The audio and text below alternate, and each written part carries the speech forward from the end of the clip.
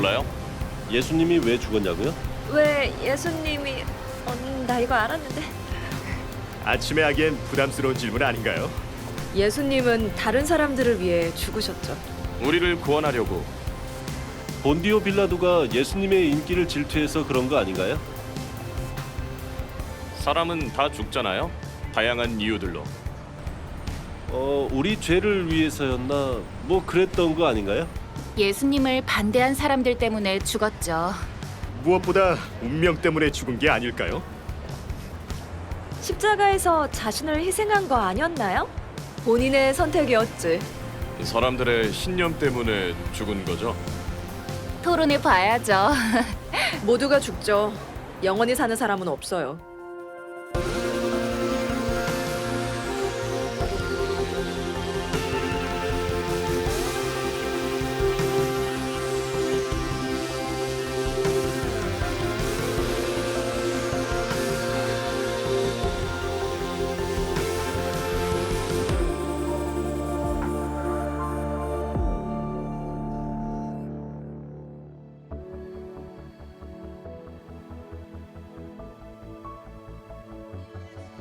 십자가는 기독교 신앙의 상징, 즉 로고와도 같습니다. 복음서의 3분의 1이 예수님의 죽음에 대한 내용이고 신약 성경의 대부분도 왜 죽으셔야 했는지를 설명하고 있죠. 예수님이 왜 죽으셨는지와 그 죽음이 바로 나를 위한 것이었음을 깨달았을 때 제 모든 것이 달라졌습니다. 예수님이 왜 죽으셨냐고요? 여러분을 사랑하시기 때문입니다. 신약 성경에서 바울은 하나님의 아들이 나를 사랑하사 나를 위해 그 생명을 주셨다고 말합니다. 당신은 사랑받는 사람입니다. 이것이 바로 신약의 핵심 메시지이자 온 세상의 중심이 되는 메시지입니다. 이 세상에 오직 당신 한 사람만 있다 해도 예수님은 당신을 위해 죽으셨을 겁니다. 이것은 지극히 개인적인 사랑입니다. 당신을 그만큼이나 사랑하시는 거죠. 당신을 향한 예수님의 사랑은 무조건적이며 전심을 다한 끊임없는 사랑입니다. 상상할 수 없을 만큼 위대한 사랑인 거죠. 당신을 향한 하나님의 놀라운 사랑, 이것이 십자가의 이유입니다. 이 사실을 깨닫자 제 삶이 완전히 달라졌습니다. 하지만 왜 꼭 그래야만 했을까요? 뭐 때문에요? 우리는 하나님의 모습을 따라 창조됐습니다. 하나님은 당신을 사랑하세요. 당신을 창조하셨죠. 그건 당신이 하나님의 걸작품이란 뜻이에요. 그래서 모든 사람은 고귀하고 훌륭하고 대단한 존재인 것입니다. 인간은 놀라운 창조성을 가진 존재입니다. 음악, 미술, 문학을 보세요. 창조주인 하나님의 형상을 따라 하나님이 우리를 창조적으로 만드셨으니까요. 또한 인간에겐 놀라운 자기 희생, 헌신, 친절의 능력이 있습니다. 하지만 물론 제 경우를 봤을 때 정반대의 모습도 있습니다. 우린 나쁜 일도 잘합니다. 신문만 펼쳐도 온갖 끔찍한 악들을 볼 수 있죠. 좋은 사람도 있고 나쁜 사람도 있는 거지. 단지 이렇게 말하기엔 세상은 훨씬 더 복잡합니다. 위대한 사랑과 헌신, 친절을 베풀 수 있는 사람이 동시에 나쁜 일도 할 수 있거든요. 저 역시도 너무 후회되는 나쁜 짓들을 했습니다. 사랑하는 사람에게 상처를 줬죠. 성경은 이 상황을 이렇게 표현합니다. 모든 사람이 죄를 범하였으며 하나님의 영광에 이르지 못하더니. 저는 죄라는 단어를 들으면 종교적 죄책감이 떠오르거나 혹은 비싼 초콜릿, 아이스크림이 생각납니다. 이건 죄다라는 표현은 뭔가 아주 즐거운 것에 동의어가 되어버렸습니다. 어떤 아이스크림 광고에서는 너무 달콤해, 이건 죄야 라고 하더군요. 하지만 성경에서 말하는 죄는 그보다 훨씬 심오하고 생각보다 우리와 훨씬 더 관계가 있습니다. 뜻하지 않은 실수나 초콜릿 폭식을 이야기하는 게 아닙니다. 우리에겐 때로 우리가 소중히 여기는 관계나 약속, 혹은 자신의 행복까지도 망가뜨리려는 듯한 본능적인 성향이 있다는 거죠. 또 우린 종종 주변 사람들을 보며 나도 잘못했지만 쟤만큼 나쁘진 않아라고 생각합니다. 더 끔찍한 짓을 하는 사람들도 있잖아 라고요. 솔직히 우리는 모두 잘못을 저지릅니다. 바울은 모든 사람이 죄를 지어 하나님의 영광에 이르지 못한다고 말합니다. 또 예수님을 통해 드러난 하나님의 영광에 비교하면 우린 모두 턱없이 부족한 존재죠. 그럼 이렇게 말할 수도 있을 겁니다. 어차피 다 죄인인 거면 뭔 상관이야? 하지만 모든 잘못에는 결과가 뒤따릅니다. 신약 성경은 죄의 영향을 다양한 방식으로 표현하는데요. 예수님은 마치 환경이 오염되듯 죄가 삶과 마음을 오염시킨다고 말씀하십니다. 이게 바로 죄의 오염성이죠. 잘못된 행동이 우리의 삶을 망가뜨릴 수 있습니다. 죄는 사람뿐만 아니라 하나님과의 관계도 망가뜨리죠. 또 인생의 나쁜 것들은 중독성이 있습니다. 죄는 정말 강력하죠. 내가 원하는 것은 행하지 아니하고 도리어 미워하는 것을 행함이라. 전 바울의 이 말에 공감합니다. 예수님은 죄를 범하는 자마다 죄의 노예라고 하셨습니다. 예를 들어 헤로인을 지속적으로 복용한다면 중독자가 될 겁니다. 하지만 마약뿐만이 아닙니다. 불같은 성질, 질투, 허영심, 교만함, 이기심, 험담, 음란함에도 중독될 수 있으니까요. 이것이 바로 우리의 인생을 파괴적으로 만드는 죄의 노예로 사는 삶인 것입니다.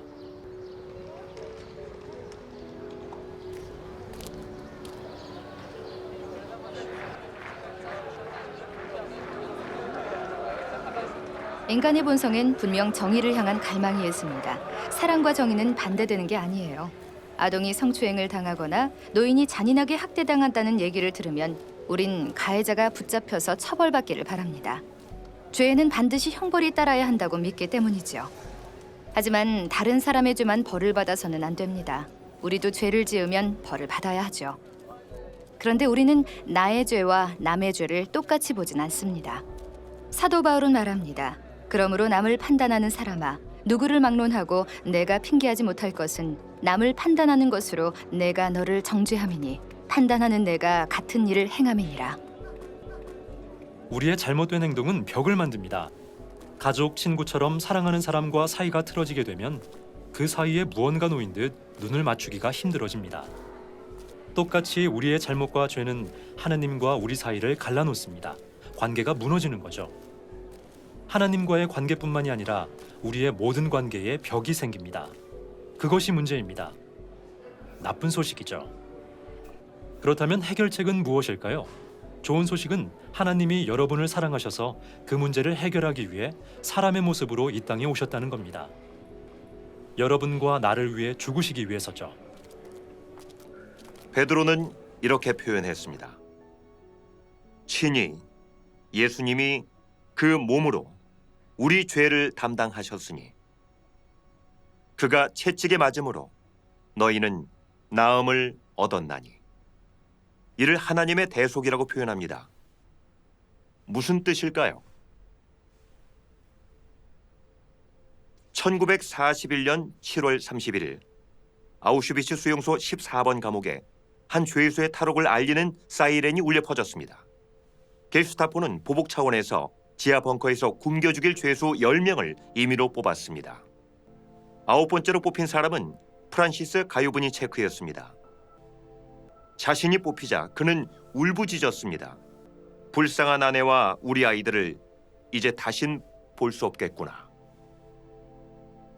바로 그때 자그마한 체구의 안경을 쓴 남자가 앞으로 나와 말했습니다. 저는 가톨릭 사제라 아내와 아이가 없습니다. 제가 저 사람 대신 죽고 싶습니다.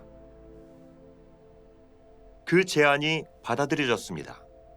47세의 막시밀리안 콜베는 그날 다른 9명과 함께 벙커에 갇혔습니다. 더 놀랍게도 이 사람은 벙커 안에서도 다른 이들과 함께 기도하고 찬양했습니다. 벙커의 분위기가 마치 교회 같았죠.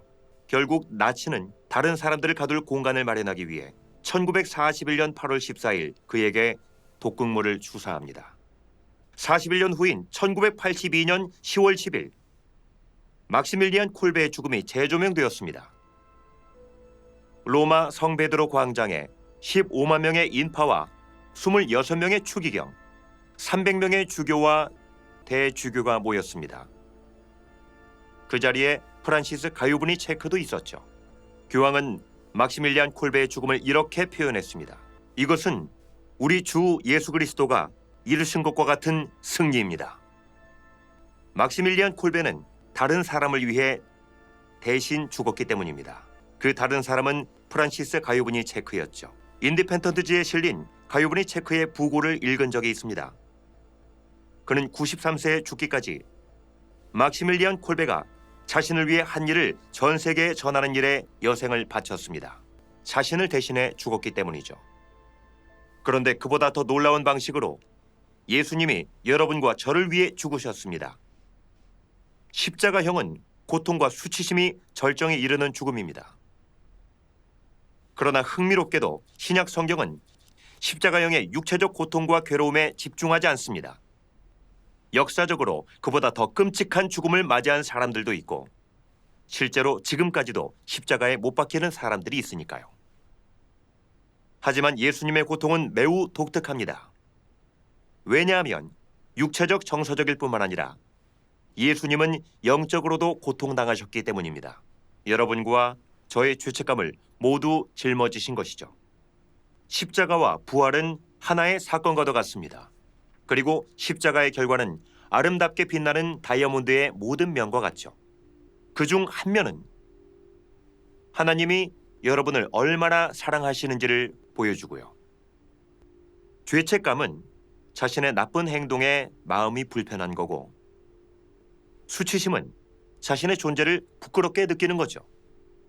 예수님은 십자가에서 여러분의 죄책감, 여러분의 수치, 나의 죄책감, 나의 수치를 모두 지셨습니다. 그러니 더 이상 죄책감과 수치심을 느낄 필요가 없습니다.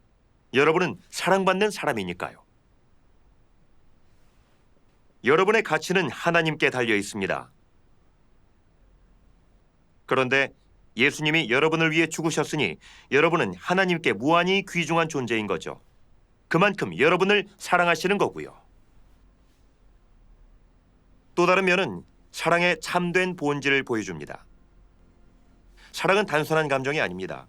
사랑은 말 그 이상이며 행동을 수반합니다. 예수님이 직접 보여주셨죠. 우리를 위해 자신의 생명을 내려놓고 희생함으로써 그 사랑을 나타내신 겁니다.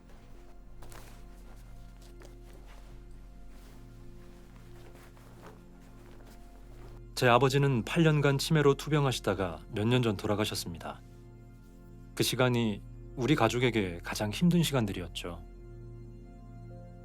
사랑 많고 뛰어난 물리학자였던 아버지가 기억상실, 혼란, 분노, 두려움에 휩싸이는 모습을 보는 건 정말 너무 끔찍한 일이었습니다. 그 시간 동안 심각하게 이런 질문들을 했던 기억이 납니다. 왜죠? 왜 우리 아버지죠? 왜 우리고 왜 지금이죠? 이 일에 대체 무슨 목적이 있는 거죠? 하나님이 어떻게 아버지에게 이런 일이 일어나게 하실 수 있나요? 어떻게 사람에게 이런 일이 일어나게 하시죠? 우리를 사랑한다면서 왜 이런 고통을 주시는 건가요? 이런 질문들이 성경에도 많이 나옵니다. 시편은 왜 하느님이 이토록 멀리 계신가? 라는 질문이 있는데 정말 하느님이 아주 멀리 계신 듯한 느낌이었죠. 그런데 크리스찬으로서 우린 이런 질문을 해야 합니다. 하나님을 믿는다는 건 아무런 의심 없이 아무 질문도 해서는 안 된다는 것이 아닙니다. 예수님도 나의 하나님, 나의 하나님, 어찌하여 나를 버리셨나이까? 라며 십자가에서 울부짖으셨습니다. 하지만 그 십자가에서의 예수님의 고난과 죽음이 제가 겪던 고통에 대한 완전한 답은 아니었지만 그걸 이겨내도록 도와준다는 걸 느꼈습니다. 하나님이 구름 위에만 앉아 계신 냉정하고 거리가 먼 분이 아니라 예수님으로 이 땅에 오셔서 직접 고통을 받으셨음을 깨달았기 때문이죠. 하나님은 고통이 무엇인지 아시고 또 죽음도 맞이하셨죠. 때문에 우리가 겪고 있는 일을 이해하시는 거죠. 우리가 고통당할 때 고통 중에 우리와 함께 하시는 겁니다. 아버지는 결국 돌아가셨습니다. 그런데 전 말하긴 좀 그렇지만 안도감을 느꼈어요. 표현할 수 없는 평안함을 내내 경험했죠. 그 평안함의 대부분은 예수님의 부활에 대해 읽을 때 온 것이고요. 예수님의 부활은 죽음이 끝이 아님을 알려줍니다. 궁극적으로 예수님은 죽음을 이기셨죠. 지금은 비록 우리가 고난을 당할지라도 언젠가는 이 고난과 고통이 사라지는 것입니다.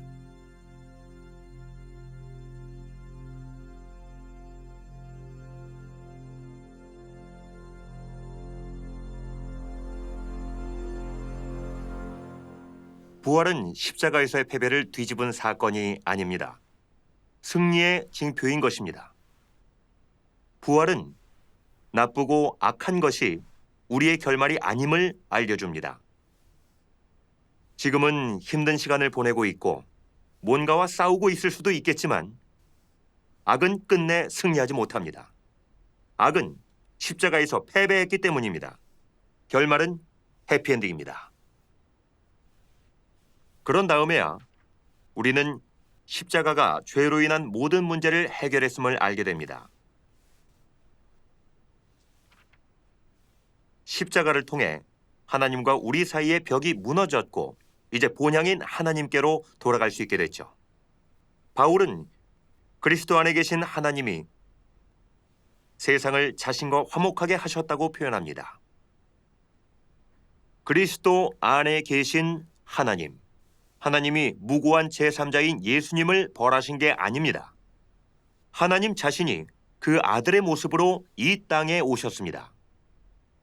그 하나님이 그리스도 안에서 여러분과 저를 자신과 화목하게 하신 겁니다. 예수님이 들려주신 이야기 속 탕자와 같이 말입니다. 한 아들이 아버지와 집을 떠나 방황하다 다시 집으로 돌아옵니다. 찰리 맥케시가 탕자의 모습을 조각으로 표현한 작품을 제가 참 좋아하는데요. 예수님께서 묘사한 사랑의 아버지의 모습이 잘 나타나 있습니다. 아들이 집으로 돌아올 때, 바로 여러분과 제가 집으로 돌아갈 때 우리를 안으시고 입 맞추시고 사랑하시고 꼭 끌어안으시는 아버지의 모습이죠. 우리가 하나님과 화목하게 되면 이 친밀하고 가까운 아버지와의 관계를 누리게 됩니다. 그리고 우리가 하나님과 화목하게 되면 우리의 다른 관계에서도 화목하게 될 수 있습니다. 예수님은 이미 값을 지불하셨습니다. 여러분은 그저 선물을 받기만 하면 되는 거죠. 1+1도 아니고 아예 공짜로 다 드립니다예요. 너무 좋아서 진짜인지 믿기 어려울 정도로요. 하지만 매번 용서해 주신다고 맘대로 살아도 된다는 게 아닙니다. 오히려 정반대죠. 죄를 지어도 될 이유가 아닌 죄를 짓지 말아야 할 동기가 되는 겁니다.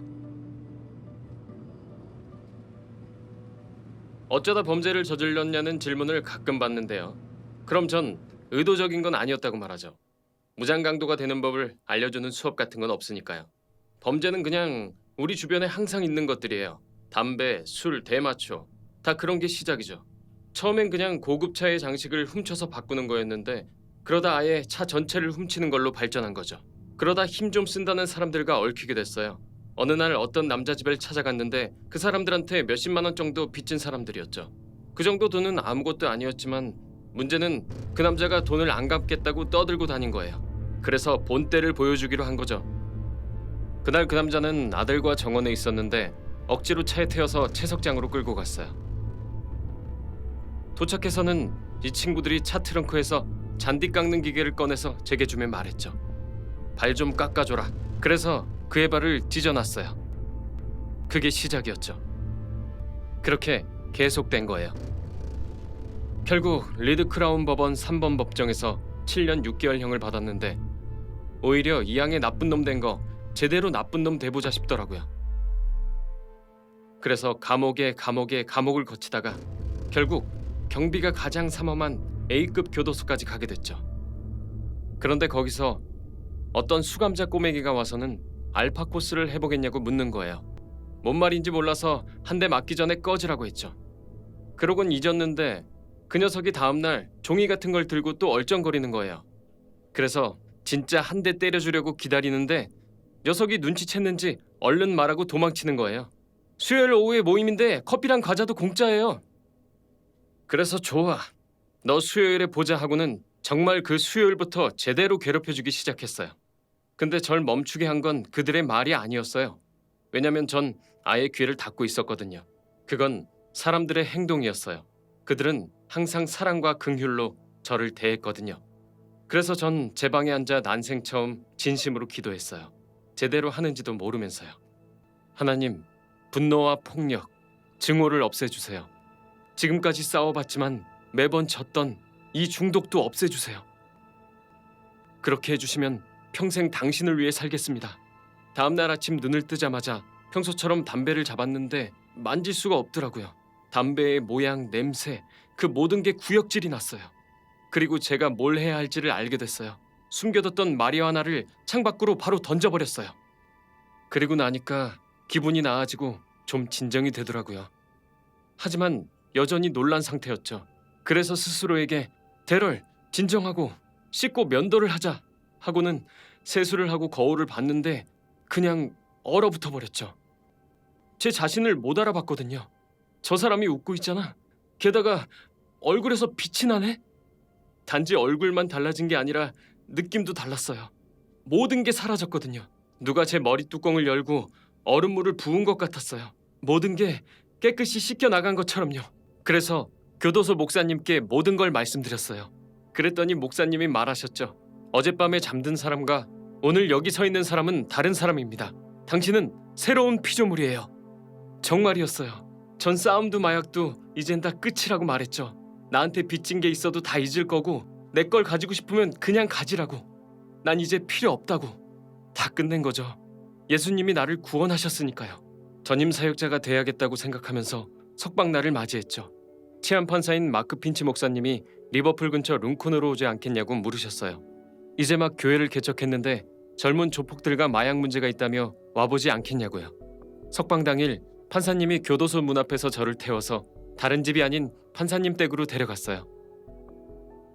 판사님의 장녀였던 레베카가 지금은 제 아내이고 제 아이들의 어머니가 됐죠.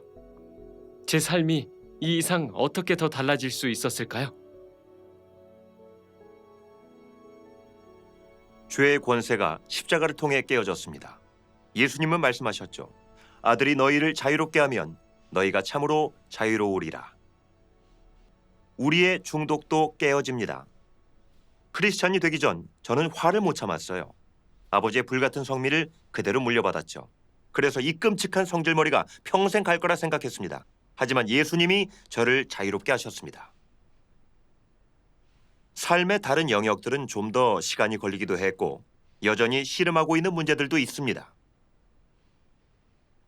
신학적 용어를 두 가지만 사용하자면 칭의는 즉각적으로 일어납니다. 십자가를 통해 하나님과의 관계가 즉시 바로잡히는 거죠. 하지만 성화는 예수님을 닮아가는 과정입니다. 더 긴 과정이죠. 요한은 말합니다. 예수의 피가 우리를 모든 죄에서 깨끗하게 하실 것이요. 우리는 계속적인 용서를 받습니다. 때문에 우리도 계속 용서해야 하는 것이죠. 하나님의 용서를 경험하고 제 모든 것이 달라졌습니다. 크리스찬이 되기 전에는 누군가 절 화나게 하면 원한을 품었습니다. 하지만 원한을 품는 건 상대방에게 내 머릿속을 공짜로 전세주는 것과 다름없죠. 전에는 상대방에게 갚아줄 생각을 하면서 결코 용서하지 않으려 했습니다. 하지만 이젠 용서하지 않는 것이 상대방보다 제게 더 큰 해가 된다는 걸 깨달았죠. 용서하지 않는 것은 상대방이 죽기를 기대하며 내가 독을 마시는 것과 같다라는 말처럼요. 하나님의 용서를 경험하게 되면 하나님이 여러분을 용서하시기 때문에 여러분 자신도 스스로를 용서해야만 합니다. 저는 그게 가장 힘들었어요. 하지만 C.S. 루이스가 지적한 것처럼 자신을 용서하지 않는 것은 재판에서 하나님보다 상석에 앉는 것이 됩니다. 하나님이 용서하신다면 여러분도 자신을 용서해야 합니다. 그리고 다른 이들을 용서해야 하죠. 우리가 더 많이 용서받았으니까요. 용서는 내가 하는 거지만 선택사항은 아닙니다. 그리고 쉽지도 않습니다. C.S. 루이스는 말했습니다. 모두가 용서를 아름다운 일이라 생각하지만 막상 용서할 일이 생기게 되면 매우 힘들어한다. 하지만 가장 먼저 사과하는 사람이 가장 용감한 사람이고 가장 먼저 용서하는 사람이 가장 강한 사람이며 가장 먼저 잊는 사람이 가장 행복한 사람입니다. 저는 코리 텐 봄을 참 존경합니다. 그녀는 네덜란드 크리스찬인데 유대인들을 숨겨주다 잡혀 언니의 아버지와 함께 라벤스부르크 집단 수용소에 갇히게 됩니다. 아버지와 언니 배 씨는 그곳에서 죽었죠. 그녀는 놀라운 사람입니다. 종전 후에는 사람들에게 용서의 메시지를 전하며 다녔죠. 하루는 독일의 한 교회에서 강연을 하게 됐습니다. 강연이 끝날 무렵 한 남자가 코리 여사를 향해 다가왔는데 그는 라벤스부르크 수용소에서 가장 잔인했던 간수였습니다. 그 당시 그의 모습이 정확히 기억날 정도로요. 그가 다가와 자신이 라벤스부룩의 간수였다고 말했습니다. 그는 코리 여사를 못 알아봤지만 여사는 이미 그를 알아보았죠. 벌거벗은 몸으로 그의 앞을 지났던 때가 기억나면서 한없는 오한과 분노가 밀려왔다고 합니다. 그가 말합니다. 전 이제 크리스찬이 됐습니다. 과거에 정말 잔인한 짓을 했지만 그 행동들에 대해 하나님께 용서를 받았습니다. 그리고 하나님께 피해자들에게 직접 용서를 구할 기회를 달라고 기도했죠. 프렐린 템붐, 당신이 용서를 받았으니 날 용서해 주시겠어요? 전 할 수 없었어요. 그 사람 때문에 언니가 죽어가며 받은 고통이 생각났거든요. 전 용서할 수 없었어요. 증오할 수밖에 없었죠. 그렇지만 전 기도했습니다. 예수님, 제게 주신 성령님을 통해 하나님의 사랑을 제 마음에 주셔서 감사합니다. 그리고 아버지, 당신의 사랑이 제 증오와 용서치 못하는 마음보다 강하니 감사합니다. 바로 그 순간 전 자유로워졌습니다. 그리고 전 말했죠. 형제님, 손을 주세요. 전 그분과 악수를 했습니다. 그러자 하나님의 사랑이 제 팔을 타고 흐르는 게 느껴졌죠. 원수를 용서할 때만 하나님의 바다같이 넓은 사랑을 경험할 수 있게 됩니다. 여러분은 용서할 수 있나요? 아니요. 저도 못합니다. 하지만 그분은 하실 수 있어요.